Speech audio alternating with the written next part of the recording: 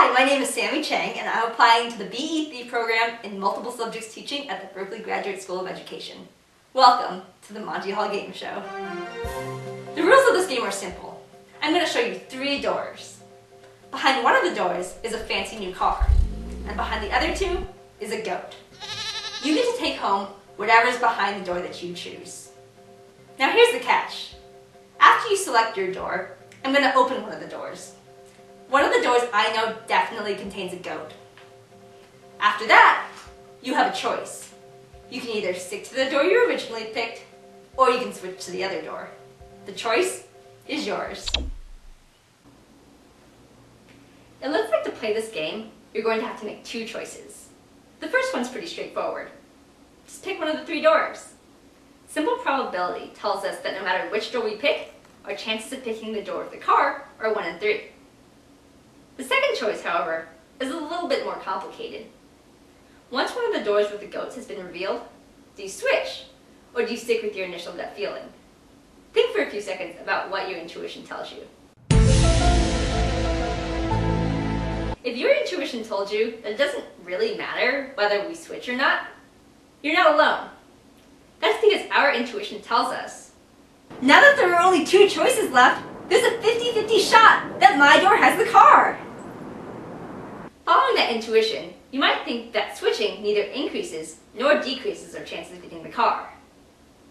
Given that scenario, most people tend to stick with their original guess, because imagine how sad you would be if you switched and then found out that your first guess was correct. But if you look a little closer, switching actually increases our chances of winning the car.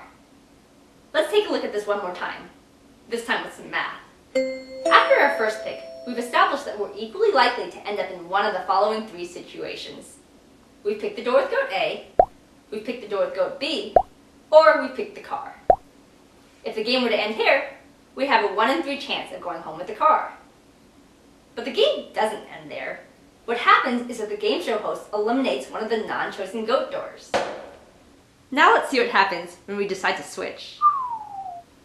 Given that each of these cases are equally likely, we can see that 2 out of 3 times, switching actually results in a win. So switch away. But wait, how could our original intuition have been so wrong? Let's go back for a second and think about that logic that made sense just a few minutes ago. Now that there are only 2 choices left, there's a 50-50 shot that my door has the car. If you think about it, that's not too far off base. After all, 50% of the doors have a car behind them and 50% of the doors have a goat behind them. But 2 choices doesn't always mean 50-50 when you have other information that you can use to make your decision. Let's take a closer look at our 2 choices. With your original pick, you made a totally random guess, and your chances of picking the car were 1 in 3.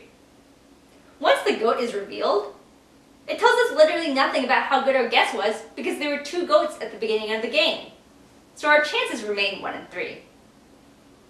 The other door, it turns out, isn't so random at all. In fact, it's hand-selected by our omniscient host. Think about the 2 doors that the host could potentially eliminate. If there's a car in that set, that's the one that she'll leave for you.